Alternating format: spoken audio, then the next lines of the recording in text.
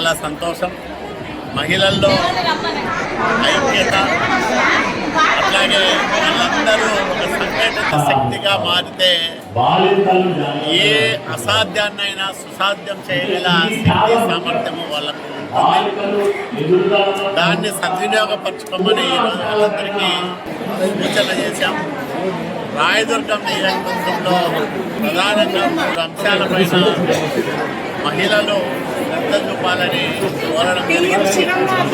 1 ఆడపిల్లల చదువు, 2 బాల్య వివాహాలు, అట్లాగే చిన్న వయసులో గర్భం దాల్చడం.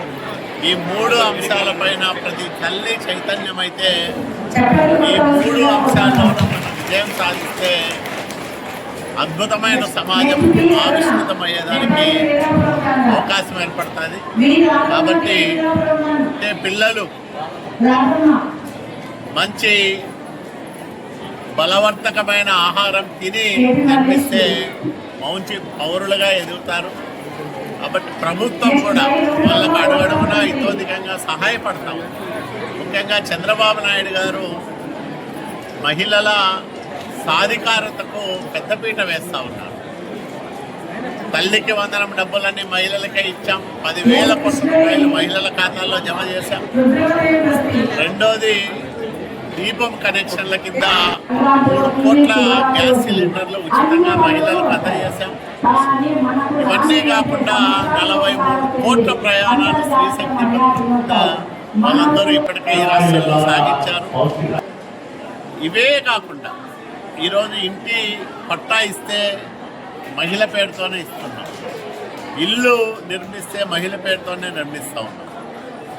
లబ్ధిలో ఎక్కువ శాతం మహిళలకే చెందాలి, ప్రభుత్వం అడుగడుగునా వీళ్ళందరికీ తోడుగా నిలవాలి అనే భావనతో, గొప్ప సంకల్పంతో చంద్రబాబు నాయుడు గారు ఈ కార్యక్రమాలన్నీ కూడా ముందుకు తీసుకెళ్తా ఉన్నారు.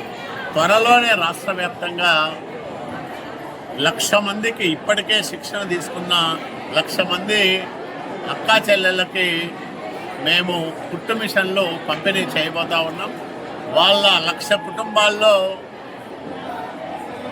ఆర్థిక శక్తి పెంచేదానికి ఈ పథకం ఎంతగానో ఉపయోగపడుతుంది. ఇదే కాకుండా P4 విధానంతో 10 లక్షల కుటుంబాలలో ధనవంతులు లేదా ఆర్థికంగా ఆదుకునే అవకాశం ఉన్న వాళ్ళతో నేరుగా వాళ్లకు సహాయం అందజేసి ఆ కుటుంబాల జీవన ప్రమాణాలు మెరుగుపరిచేదానికి ఈ కార్యక్రమాన్ని వినూత్నంగా చంద్రబాబు నాయుడు గారు అమలు చేస్తూ ఉన్నారు. పేదరికం లేని సమాజాన్ని ఆంధ్రప్రదేశ్ రాష్ట్రంలో చూడాలని, ప్రతి మహిళ ఒక ఆర్థిక శక్తిగా ఎదగాలని, కుటుంబానికి బాసటగా నిలవాలని, ఏ రంగంలోనైనా పురుషుడికి ధీటుగానే కాకుండా అంతకన్నా ఎక్కువగా మహిళామణులు ఎదగాలనేదే చంద్రబాబు నాయుడు గారి ఆశయం. ఆ ఆశయం సాధన దిశగా ఈ ప్రభుత్వం అనేక కార్యక్రమాలు అమలు చేస్తున్నాం.